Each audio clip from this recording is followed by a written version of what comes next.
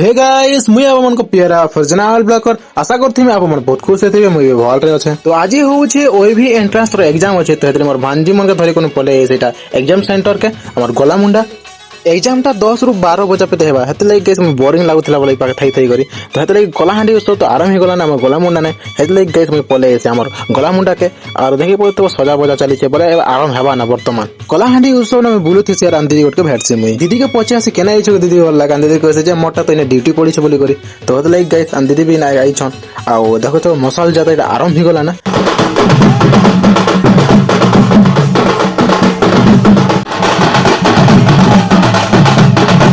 ई फागे टिके time spend करसी आ ठीक 12 बजे उठेसन हेतले मैं स्कूल के पले आसी एग्जाम कंता रानु बोला तो तापर भांजी मन प्रसाद कलाहांडी उत्सव टिके देखेने बोली करी। तो देखेने से इटा आसी को इटा गुपचुप खाइसन आ तापर मैं आइसक्रीम भी खाई मामा बोल संजे आइसक्रीम किनी देसी मैं आ इटा आइसक्रीम खाई कर गई सीधा पले आसी हमर घर के।